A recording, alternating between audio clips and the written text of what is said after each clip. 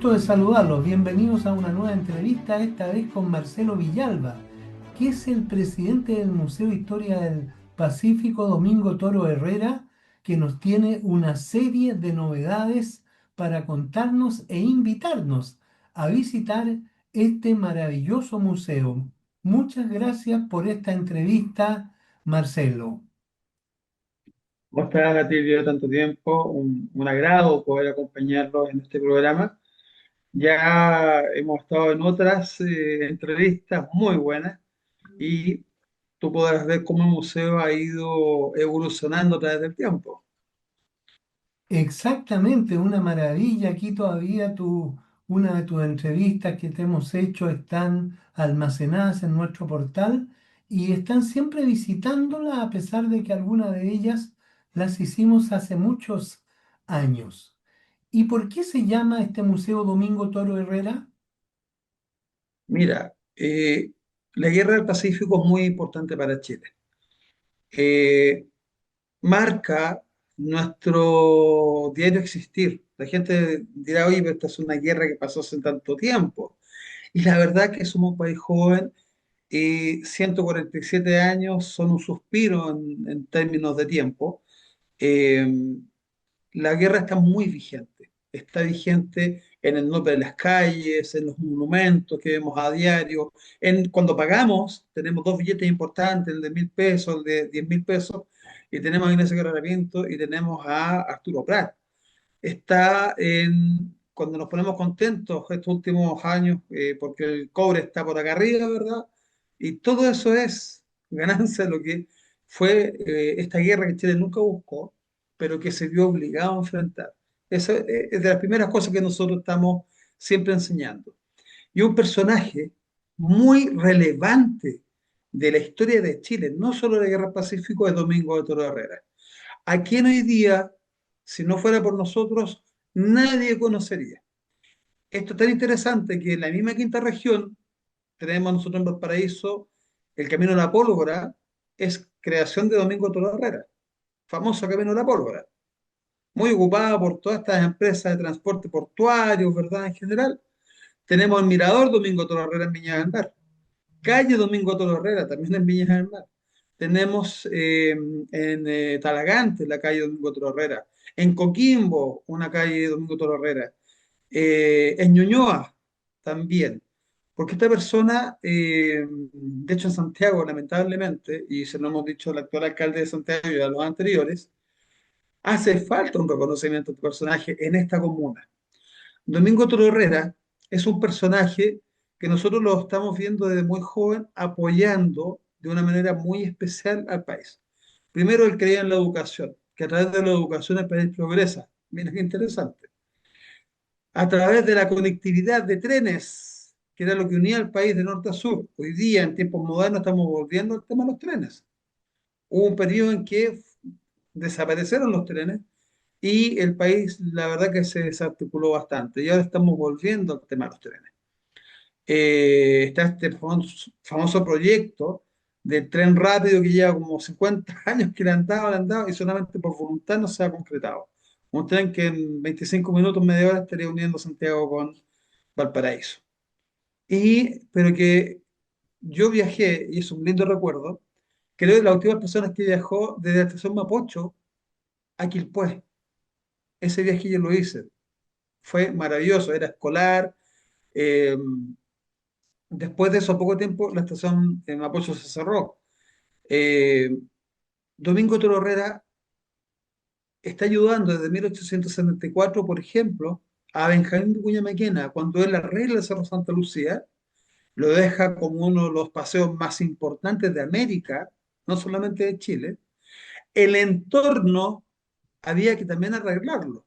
Las calles aledañas al cerro estaban destrozadas, problema de alcantarillado tremendo, y Benjamín Vicuña Maquena pone un aviso en el diario pidiendo ayuda porque él ya se había quedado sin recursos. Y fue Domingo Toro Herrera que llega con cerca de 30 ingenieros jóvenes como él y un regimiento de personas contratadas por él y estos voluntarios.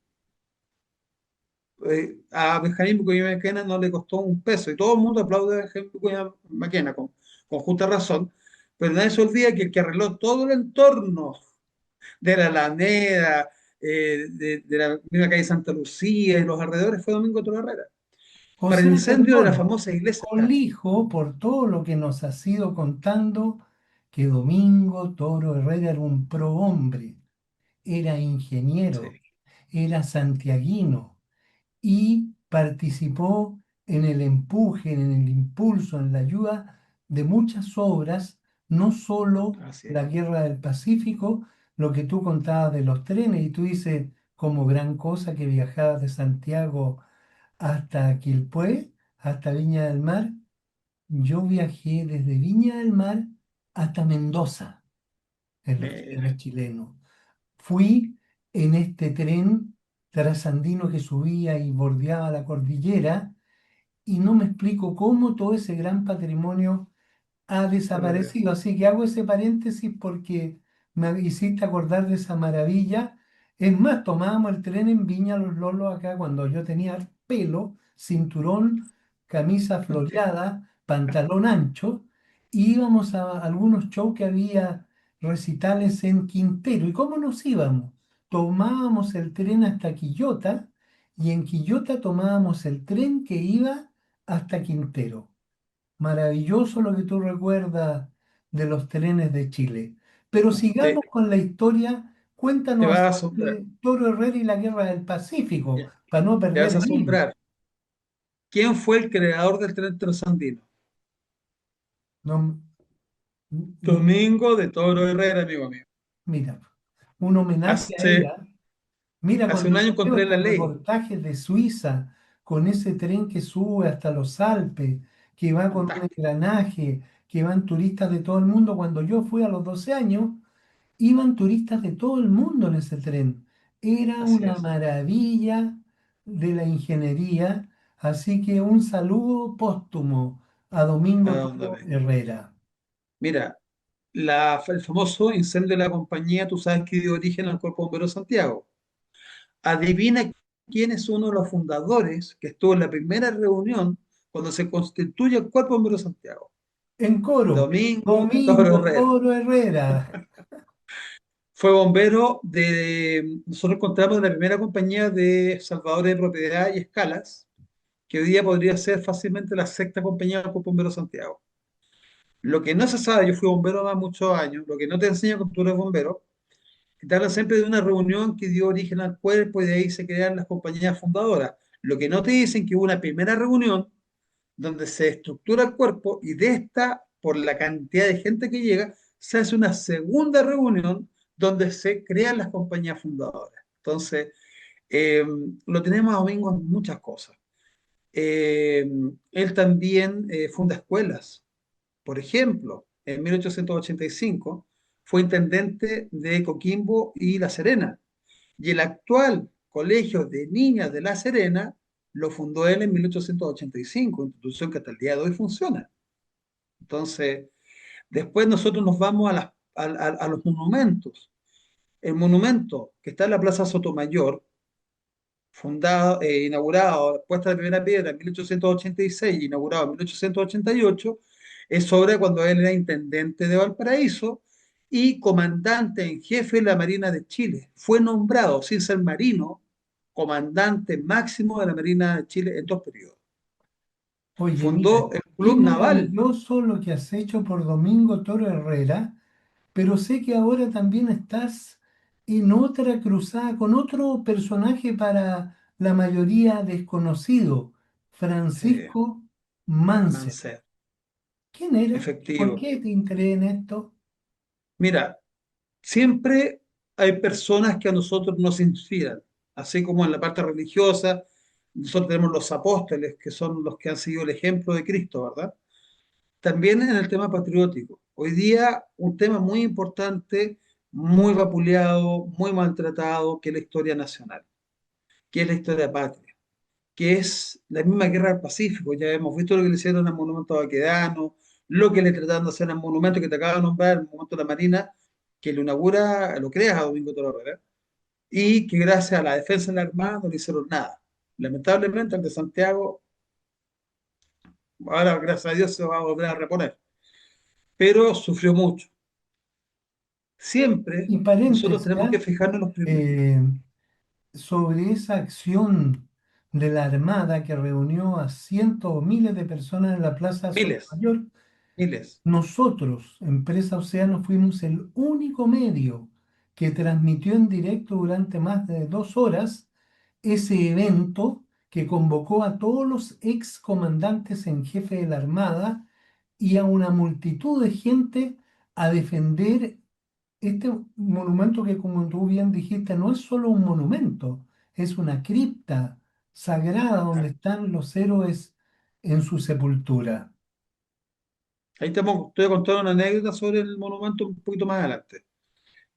Nosotros, personalmente yo, estuve en la defensa del monumento en Santiago Baquedano. Salí en todos los canales de televisión, solo frente a más de 200 delincuentes, pues no puedo decirles de otra palabra, que estaban destruyendo monumentos. 2 horas solo donde me estaban tirando piedras y cuando yo los enfrentaba, andaba en esa época con el tema de la pandemia, con la mascarilla, yo me sacaba la mascarilla y les decía hagan lo mismo y den la cara ante las cámaras de televisión. Estaban todos los canales principales de televisión. Entonces, así como ustedes lo hicieron allá, nosotros lo hicimos acá en Santiago. Y razón por la cual el monumento, a mi juicio, debía haber estado en una plaza pública importante, pudo haber estado en el Parque Bicentenario, por ejemplo, en Vitacura, y no en el Museo Militar, porque no fue bien defendido. Yo lo digo en todas sus palabras, a diferencia de la Armada de Chile.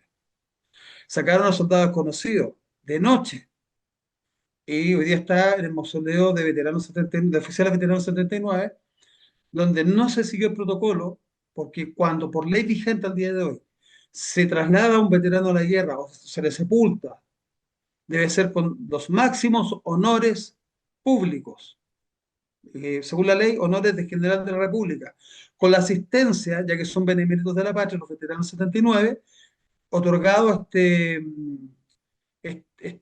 reconocimiento por el Congreso Nacional en 1879, en el mes de diciembre, te puedo mandar la ley, todos los veteranos, todos, todos, sin excepción, son beneméritos de la patria, héroes permanentes de la nación y deben ser, cuando son sepultados o trasladados a otra sepultura, debe estar la asistencia desde el presidente de la República para abajo, todas las fuerzas vivas de la nación, y se le sacó de noche como si fuera un tema de delincuentes. Lo digo con toda propiedad porque también estuvimos ahí con los estandartes de nuestro museo y varios voluntarios acompañando a este veterano que se le prometió que nunca se le iba a sacar de ahí y por falta de convicción las autoridades lo sacaron y lo trasladaron a donde se encuentra hoy día oculto, donde nadie le puede rendir homenaje.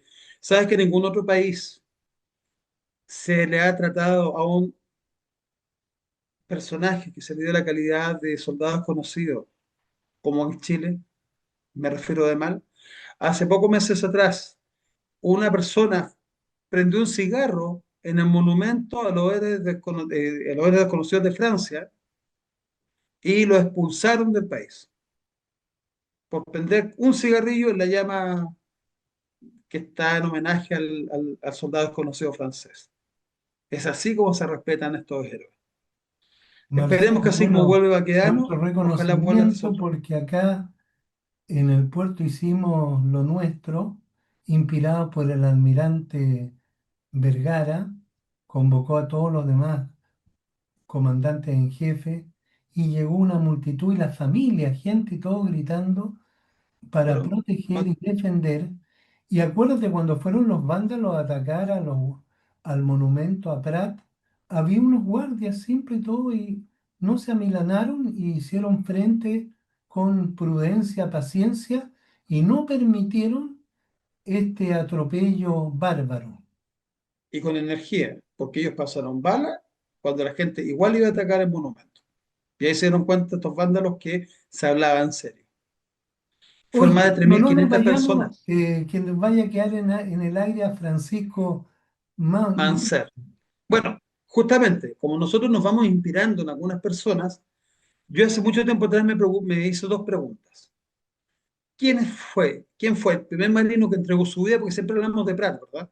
Siempre es Prat, supuestamente el primero. sin quitarle todo el honor que merece, el reconocimiento a nuestro querido capitán, ¿verdad? Este joven hombre que era además padre de familia, un ejemplo para toda la Marina y el país, para los abogados en general. Pero ¿quién fue el primer marino que entregó su vida y cuál fue el primer soldado que entregó su vida? Mira, Porque siempre tiene que haber uno primero. sí, pues, Y yo empecé a hacer las preguntas. Yo tengo varios amigos almirantes, como tú sabes. No voy a decir quiénes, por supuesto, pero son muchos amigos almirantes, vicealmirantes, hoy día senadores de la República. Saludo a mi querido amigo Kenneth Piu. Y les pregunté a muchas personas, ¿quién fue el primer marino muerto en la Guerra del Pacífico? Y nadie sabía. mira, Entonces, yo partí hace unos 15 años buscando esta información. Y buscaba, hasta que descubrí dos cosas. Primero, un olvidado combate, el primer combate de Pisagua. Y las personas me dicen, ah, el desembarco de Pisagua. No, no, no. Primer combate de Pisagua, ujú, 18 de abril de 1879. Del buque Chacabuco, acompañado por el blindado Blanco Encalada, pasan a Pisagua a verificar que no estén ocupando los enemigos el tren, la máquina resecadora de agua, que es la máquina purificadora, eh, que no estuviera cargando tráfico de armas, porque aquí hay un tema también bien poco conocido para la gente, pero que para nosotros fue muy importante, que es cómo el mundo apoya a Perú y Bolivia en contra de Chile pensando que iban a ganar y estando firmada la Convención de Ginebra con 28 países y firmada primero que todo por Perú en abril de 1879, después por nosotros en junio de 1879, después Chile con Bolivia en julio del mismo año, se mandan 28 observadores por cada lado. Búscame un historiador que te hable de esto, salvo nosotros. Y es totalmente desconocido. No hay un solo libro de historia que te hable de la Convención de Ginebra, cómo visó, cómo fueron veedores y cómo fueron anotando la cantidad de violaciones a la Convención de Ginebra de parte de Perú y Bolivia en contra de Chile. Fue tremendo. Y cómo países como Inglaterra, Francia, Estados Unidos e Italia les mandaban armamento escondido en buques, traficando armamento. Bueno, por eso la Chacabuco estaba ahí. Desembarcan un par de botes, se acercan al puerto y los peruanos escondidos, sin justificación alguna, le disparan a nuestra gente que estaba a tiro de revólver, estaba hablando de unos 50 metros. Le disparan a mansalva, sin provocación alguna, y se produce un duelo. Los buques retroceden, pero los botes retroceden hacia la Chacabuco y van siendo elevados los botes, van subiendo la gente, los heridos, y se encuentran que en el piso de uno de los botes, con una herida en la cabeza, había fallecido Francisco Mancer, de 34 años, padre de dos niños pequeños, dejando a su viuda en Valparaíso, y él era chilote. Yo le tengo un gran aprecio a los chilotes, tenemos muchos chilotes de la Guerra del Pacífico completamente olvidados. Uno de ellos, muy conocido en la Armada de Chile y también históricamente maltratado, Galvarino Rivera, que está en Curaco de Vélez. Galvarino Riveros Cárdenas. Exactamente. Un gran marino y Y el te cuento algo, responsable. es de la rama de mi familia, de mi madre, Oh, qué buena. Bernardita Cárdenas Uvilla, porque Galvarino Rivero no tuvo hijos, no tuvo descendencia. Pero cuando eran los homenajes que se le hacían, siempre se invitaba a mis tíos Cárdenas, hasta que después su cuerpo fue trasladado a su tierra de origen, a su isla, desde Santiago. Así que qué orgullo, todas estas cosas que nos cuentan. Del cementerio católico, donde yo tengo unas cápsulas, nosotros en el museo hacemos O cápsulas sea, perdón, visitando yo lugares. me debiera llamar también Alfonso Cárdenas, porque soy Atilio Maquiavelo Cárdenas, Atilio Alfonso. Y un orgullo ser chilote. Pero por supuesto. Oye, están muy maltratados históricamente, ¿eh? Porque, por ejemplo, si ya vamos a ver a Francisco Mancer, lo que pasa es que esto nos da muchas cosas que destacan. Galeno Riveros, Ya cuando tú llegaremos al hablas lugar de, ahí con todas estas vueltas tan valiosas, digresiones históricas, de las cuales estoy entusiasmado escuchándote. mira, cuando uno habla, ¿quién capturó el Huáscar? ¿Qué es lo que te dicen todos? Partiendo por la Armada de Chile. JJ Latorre. Y no, señores, no es JJ Latorre, es Galvarino Riveros Cárdenas.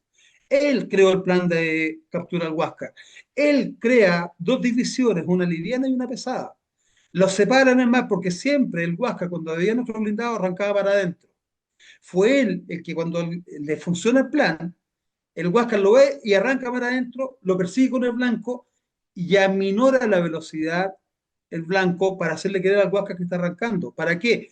Para encontrarse directo con el Cochrane, pendejo, con el Cochrane.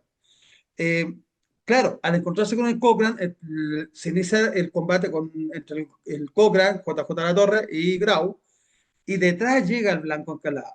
Hay una crítica que se hace en la época y dicen, ¿y por qué el Blanco Encalada se metió en esto si no le correspondía? Perdón, es el comandante en jefe de la Armada, es el que creó el plan de ataque, es el que está persiguiendo a Grau, lo encierra y lo capturamos. ¿Por qué el día de hoy siempre es a JJ La Torre y no a su jefe? Es más, eh, Galvarino prohíbe que se utilice el telégrafo porque los peruanos tenían un gran equipo de espionaje en todos los telégrafos, tanto en el Perú, territorio ocupado, como en Chile. El espionaje peruano fue espectacular, es para hacer un libro. Y resulta que JJ La Torre, antes de partir a la comisión que le dio Gabriel Rivero, le manda la información completa al presidente de la República. Eran muy amigos, masones también. ¿Ah? Había un tema de masonería bien, bien fuerte ahí. Y resulta que si hubiesen los espías peruanos dado con esa información, hubiera sido imposible capturar las Huáscar. Eso hubiera significado un acto de traición. Y la torre estaría hoy día quizás hasta fusilado. Mira lo grave es lo que hizo la torre. Con el tiempo le empezaron a echar la culpa de muchas cosas, entre ellas de que le habían dado un bombazo al Cochrane que se lo había dado el Blanco Encalada. Después lo otro que lo acusan es que para evitar un ataque del Huáscar al Espolón, el Blanco casi choca a el Cochrane. Tu pariente escribió un libro muy interesante, Refutaciones al combate de Angamos en 1882, y entrega cada detalle científicamente eh, plasmado en este libro, cronológicamente, con cada tiro que se le disparó, el tipo de munición, las evoluciones, inclusive en los mapas, donde demuestra que jamás estuvieron a punto de chocar los buques chilenos, nunca, donde además demuestra que el tiro que recibe el Cochrane lo recibe por una bala sólida que atraviesa el blindaje en forma diagonal y sale por la cámara del comandante destrozándola y cayendo al agua. Las municiones que nosotros sabemos que usaban los buques chilenos es una munición explosiva que penetra el blindaje y estalla inmediatamente. Las del Huáscar eran sólidas.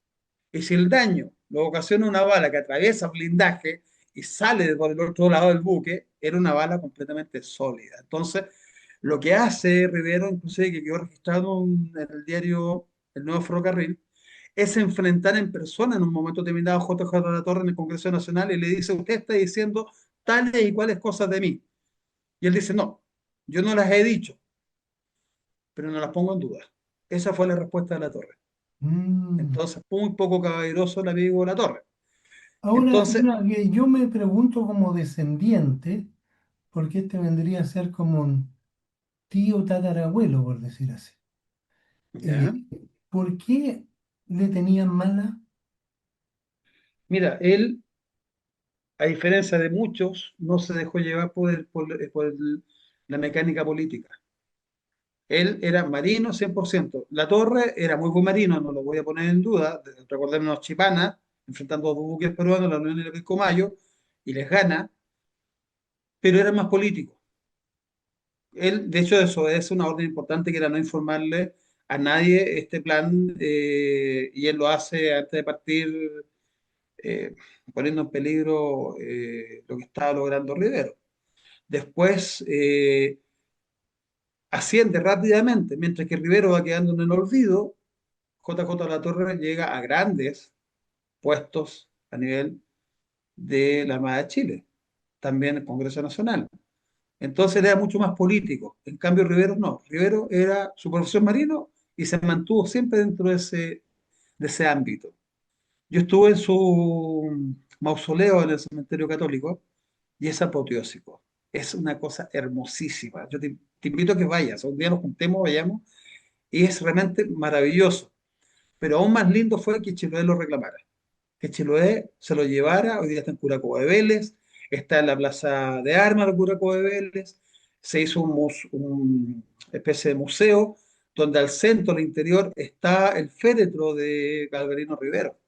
Entonces, por lo menos la gente de Chiloé le ha dado el lugar que merece. Ojalá la Armada de Chile hiciera lo mismo y rectificara, porque hay varias cosas que ha hecho la Armada, con todo el cariño que yo le tengo, los grandes amigos que tengo. De hecho, la primera exposición que yo hice como museo en 2001 fue en la estación Nava metropolitana, donde nos conocimos.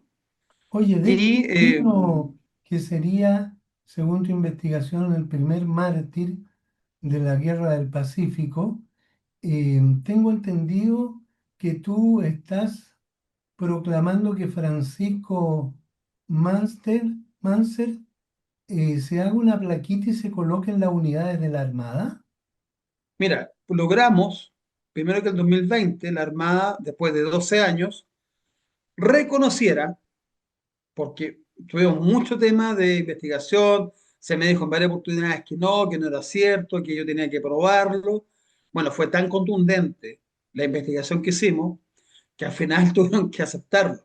Y en 2020 me llamó el secretario general de la Armada para decirme que el comandante en jefe había decidido aceptar esta información y que nos reuniéramos acá en Centeno, en su dependencia. Entonces fui, tuve una reunión, nos tomamos un rico cafecito, me pasaron una carta y en esta carta, bueno, dan las gracias por todo lo que hemos hecho, porque lo que se logró a través de muchos años. Y esto como anécdota, yo lo digo porque yo soy súper franco y voy a ser franco en todas partes. Eh, y además le agradecemos al Museo Naval por todo lo que yo dije, no, no, yo la carta la devolví porque la verdad es que el Museo Naval no me ayudó en nada, fue todo lo contrario. Fueron la contraparte que en todo momento decían no hay pruebas suficientes para que Francisco Manzano sea declarado el primer mártir de la Armada de Chile. Hasta que ganamos, sustancialmente ganamos, con partes oficiales, con reconocimientos de época. Encontramos el decreto que se le da pensión a su esposa, perdón, 5 años después a Tilly. 5 años después que esta mujer se las tuvo que batir solita en plena guerra, mantener a sus hijos sola. Recién después de esos 5 años, el Congreso no le da una pensión. Paupérrima, pero se la dieron.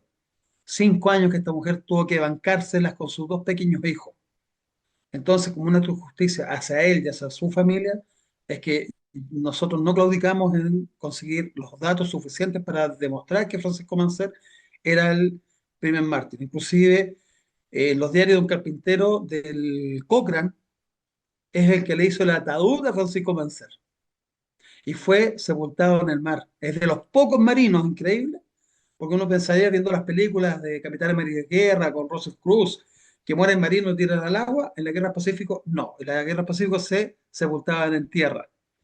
Y Francisco Mancer fue uno de los pocos, creo que son dos casos que tenemos, que fue sepultado en el agua, se dio su féretro al agua. Y se olvidó, si hubiéramos tenido la tumba de él, lo más probable en tierra, hubiese sido más recordado.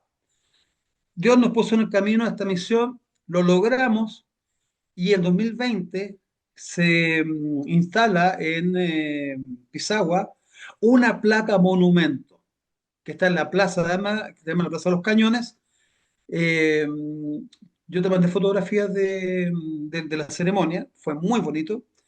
Eh, la placa lleva el emblema de la Armada de Chile y el de nuestro museo. Ahí quedó y Dios espero lo haga por la eternidad, un recuerdo a este gran mártir y ojalá en Valparaíso se le replicara. Pero tú quieres Seguido, también que se coloque una plaquita de él en los buques de la Armada. justamente, seguido con esto, yo solicito a la Armada de Chile la instalación de una placa en cada unidad naval chilena de norte a sur, incluyendo la Antártida, para que se sepa quién fue el primer marino que derramó su sangre por nuestra patria. Un hombre que como Pratt tenía familia, que era joven como Pratt, tenía 34, Pratt tenía 31, que tenía una carrera por delante, que con su convicción y su amor a la patria enfrentó el peligro, como lo hizo Arturo, y entregó su vida también, pero fue el primero. Él fue un ejemplo también para sus compañeros. Y un detalle importante, no solamente para la Armada, porque aquí hay un detalle que asombra bastante a las personas. La Armada tenía dotación de militares. La artillería naval no era de la Armada de Chile, era del Ejército de Chile. Tiene un coronel como comandante, como jefe máximo. La Armada no tiene coroneles. Cuando se entregan las medallas, la ley de medallas de 1884, en la Armada de Chile hay una nota, dice, se separa de, perdón, no se entregarán las medallas a la artillería marina por parte de la Marina de Chile por ser unidad del Ejército de Chile y a esta institución le corresponde entregar las medallas. Entonces, esto es muy interesante, Tiro.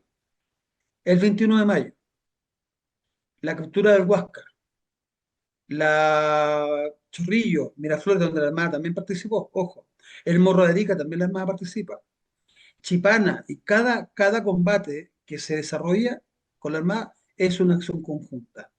Es una acción de dos instituciones, porque los artilleros de Marina manejaban los cañones, abordaje y desembarco. ¿Quién acompaña a Arturo Prat en Iquique a la orden del Huáscar? El sargento Aldea. Y el sargento Aldea era artillero de Marina, Ejército de Chile. Entonces, lamentablemente, aquí los chilenos somos muy cuadrados, especialmente en las instituciones, y cuesta que reconozcan este tipo de situación. Estamos luchando para que realmente esto se vaya asumiendo. Por otro lado, amigo mío, esa placa creo que es un recordatorio para cada marino. Y aquí nosotros hicimos algo muy importante. Esto es un análisis personal. Nos demoramos tantos años porque era un cabo segundo. Nosotros hicimos algo histórico. Se reconoce el primer héroe naval siendo un clase, no un oficial. Entonces eso también cambia un poco la estructura de cómo se recuerdan los héroes, ¿verdad? Entonces Muy yo creo que tengo un lindo tanto todo lo que nos cuenta y además que esto que tú dices de que iban los encargados del ejército, linda historia porque hay una integración de dos ramas heroicas de nuestra historia, así que no está en contra de nada, sino que todo lo por contrario, suma. suma. Mira, Tilio, el Morro de Arica, que el 7 de junio es el Día de la Infantería del Ejército de Chile, ¿verdad? También es una acción conjunta, porque la cosa es para los dos lados. Porque mientras Lautaro, unidad de la quinta región, ¿verdad? Va por la playa conquistando los fuertes y el tercero y cuarto de línea están por la parte superior conquistando las alturas del Morro. ¿Quién protegió el avance de nuestros soldados de la playa? La Armada de Chile. ¿Quién atacó al buque blindado que estaba ahí, que termina nada más cobardemente hundiendo el buque sin dispararle a nadie más que pues, dejaron la bandera de guerra al tope y abre las válvulas del Manco Cápac y el buque se hunde sin dispararle a nadie, sin defender su puerto, su bandera, nada? ¿Quiénes son los que disparan al puerto? ¿Quiénes están protegiendo la vida de nuestros soldados? Es la Armada de Chile. También es una acción conjunta. Chorrillo y Miraflores, que se habla que es una acción militar también, nuestra Armada está cubriendo desde los blindados, desde la Chacabuco, la O'Higgins, la Magallanes en general, con su fuego a nuestra infantería que va por la playa. Es una acción conjunta. Mira, hay una anécdota muy bonita. Silva Palma lo registra en su libro de 1911, Crónicas de la Marina Chilena. Hay un joven olvidado en la historia de Chile también, eh, este chiquillo, Abelino Rodríguez. Le pide al comandante de Blanco armar un bote con una ametralladora Gatling. Y el comandante le dice, no, ¿cómo se le ocurre? Pero comandante, comandante, comandante. Fue tanto que le dice, ¿sabe qué? Agarre su bote, agarre una ametralladora y haga lo que quiera. Esto lo registró Silva Palma, un gran almirante de la historia de Chile. Y él era teniente en esa época y viene Avelino y lo agarra del brazo y dice, acompáñame. Y él no entendía nada, lo siguió nomás. Arman el bote y está desde ese bote, amigo mío, disparando la Gatling, protegiendo a nuestros hombres. ¿Por qué la Armada de Chile no saca estas historias? ¿Por qué no las enseña? ¿Por qué no las difunde?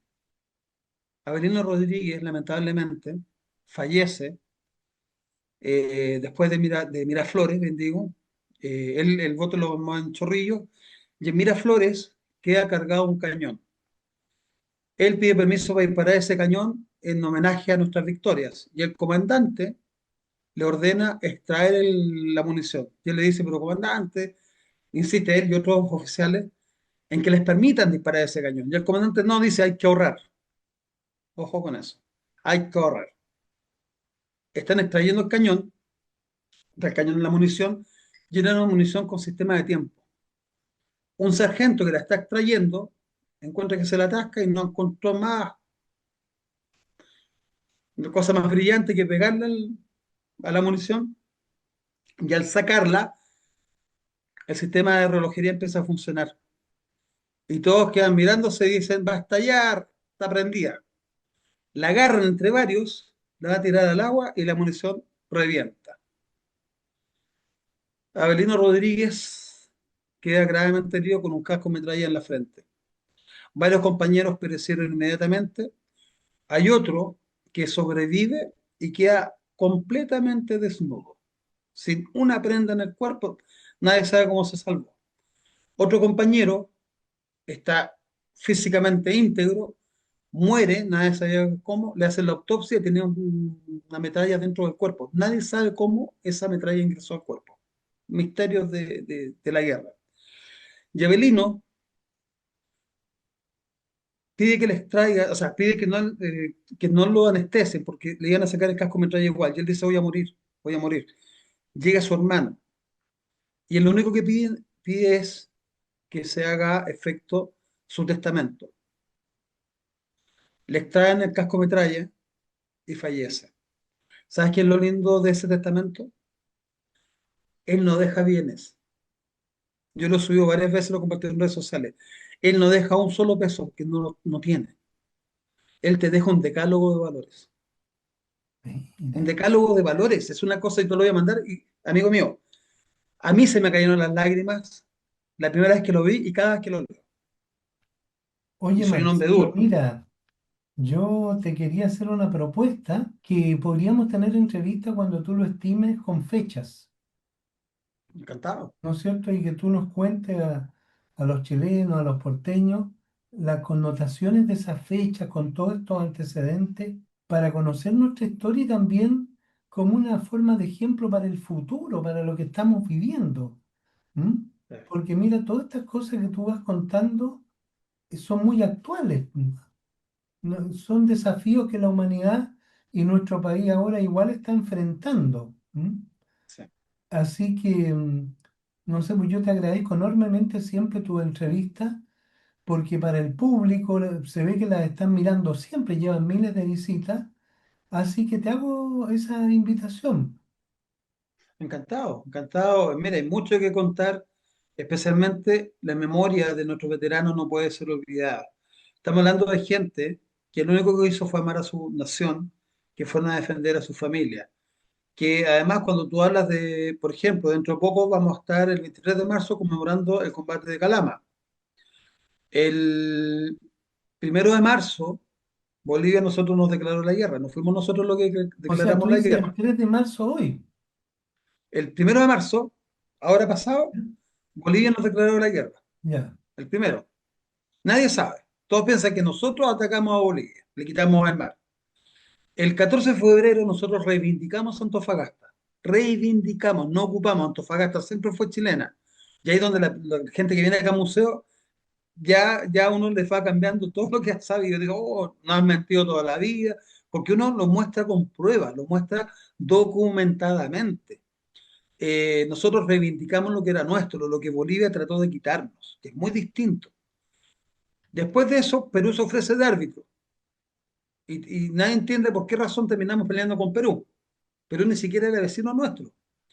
Y cuando se les prueba que ellos estaban traicionando la dignidad de lo que es el arbitraje internacional, fue cuando se les cita al ministro peruano, Lavalle, a la moneda el 27 de marzo, mira, perdón, 27 de, bien digo, 27 de marzo, donde se le demuestra la existencia del tratado secreto. ¿Cómo tú te ofreces de árbitro si estás comprometido con un tratado secreto con la otra parte? Entonces ya Perú entró mal y la gente nunca hace responsable a Perú del tema. Nosotros cortamos las relaciones con el Perú y el 4 de abril Perú nos declara la guerra. Entonces, el 1 de marzo fue Bolivia, el 4 de abril Perú nos declara la guerra y nosotros el 5 de abril recién la contestamos. Nunca fuimos agresores, fuimos agredidos y es una guerra que nosotros tuvimos que enfrentar. Más encima tuvimos que salir a buscar a los que nos declararan la guerra porque no nos hacían la guerra, que es cuando la Armada parte a buscar a la peruana, se va al Callao y queda Arturo Prat y Carlos Conde el 21 de mayo en la rada de Iquique. Entonces, hay mucho que contar, muchas anécdotas y especialmente de personas comunes, de personas sencillas, también de los ricos que fueron a la guerra. Aquí siempre te hablan de que la guerra fue oligarca. Eso es mentira. La guerra del Pacífico, y es lo que defiende nuestro museo, es el máximo ejemplo de unidad nacional en toda la historia de Chile republicano. Todos ricos, pobres, clase media, gente preparada, gente inculta, hombres, mujeres, niños, religiosos, abogados, gañanes de la Vega, capitanes de puerto, marineros, todos fueron a defender su nación, fueron a defender su familia de una agresión extranjera. Y eso en los colegios no se sabe. Y esa es nuestra misión. Y te agradezco mucho, Tilio, esta oportunidad de poder de alguna manera ir contando esto. Y si más encima se puede hacer en esta entrevista en el futuro, yo encantado. Nuestro museo está disponible. Bueno, Marcelo, muchas gracias por enseñarnos, por abrir nuestra mente a todo esto hecho. Me acuerdo cuando me invitaste a tu museo y me mostraste en la foto justamente de lo que mencionabas de los eh, operarios de La Vega que lucían la pérdida de sus brazos, de sus piernas, como un trofeo. Eran orgullosos de haber perdido un miembro defendiendo a su patria. Y era gente Exacto. de todo el tipo de estrato, aristócratas, Como Yaganes, Domingo, ¿ah? imagínate, como Domingo. Domingo Toro Herrera es descendiente directo del conde de la Conquista, Mateo Toro Zambrano. Era una persona de mayor fortuna que José Francisco Vergara, fundador de Viña del Mar. Era una persona que se puede haber quedado tranquilamente en su casa descansando y tirando plata y apoyando. No, él fue a los campos de batalla. En la batalla de Chorrillos resultó gravemente herido y además era diputado en ejercicio cuando resultó herido por la patria con 2 heridas de bala. Esos son hombres comprometidos. Esos son los diputados que hoy día Chile necesita.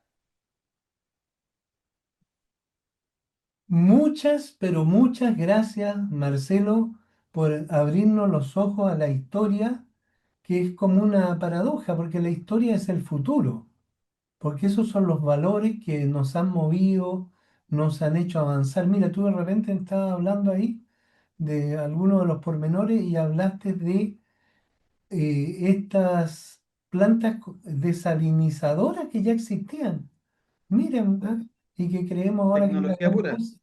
Y Sin tú, esas plantas no pudo haber sido posible haber conquistado el desierto.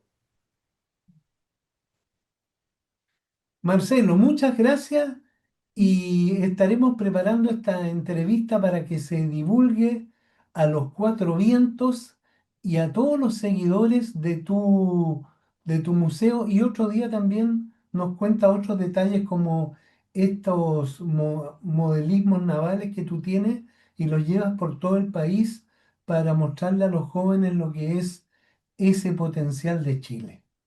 Exacto. Somos el único museo que tiene este tipo de maquetas.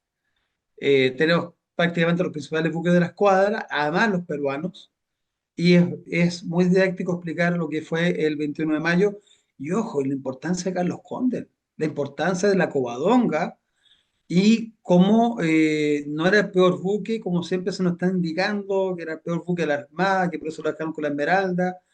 Era un buque que ya no es nuevo, es un buque que el comandante en jefe de la Armada, hay un documento que está en nuestro libro, bueno, el libro de Luis Montt, yo tuve la suerte de reeditarlo, Tú lo pero encontraste, lo tremendo reencontraste ese libro, libro. en este tremendo libro, que es el primer libro escrito sobre Arturo Prat.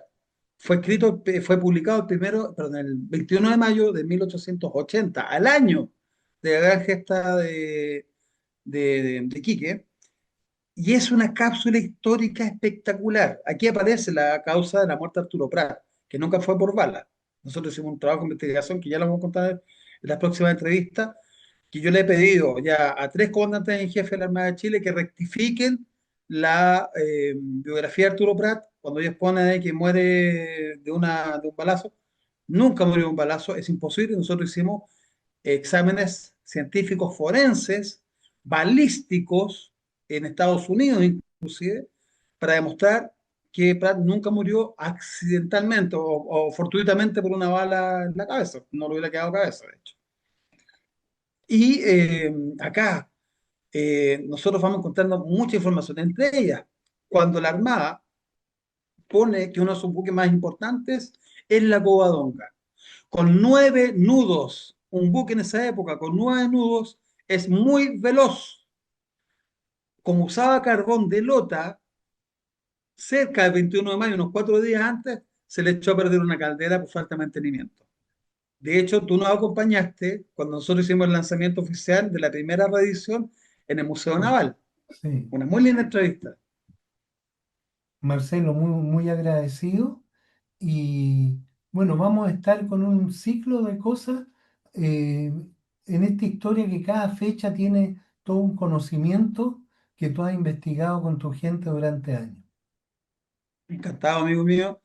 Y esto va en beneficio de la gente, a los estudiantes, a la familia, va en beneficio al chileno común que tiene que saber su verdadera historia. Cuando tú no sabes tu historia, no tienes las raíces para sostener el país, no tienes cómo anclarte, no tienes cómo sentirte orgulloso. Como tú bien lo dijiste, esta gente estaba orgullosa de haber perdido un brazo, una pierna y otras heridas terribles que sufrieron, pero no lo veían como un castigo, lo veían como un sacrificio a la patria. De hecho, decían, yo pensaba entregar mi vida por la patria. Morir en los campos de batalla era una cosa gloriosa que hoy día cuesta entenderla. Ellos nos enseñan cómo amar esta patria. Y no todos eran militares, no todos eran marinos. La gran mayoría, el 99% de la gente que fue a la guerra eran civiles voluntarios. Y eso es lo que nosotros tratamos también de rescatar. Atilio, un gran abrazo, muchas gracias por esta oportunidad y sigamos trabajando por la historia de patria, por nuestra historia, la historia chilena. La historia de Chile no tiene nada que copiarle a los extranjeros, todo lo contrario. Yo te voy a contar después 2 anécdotas más adelante cómo nos han copiado a nosotros, nuestra historia, y la han tratado de posicionar, especialmente la Segunda Guerra Mundial, como una historia gringa. Gracias, Marcelo.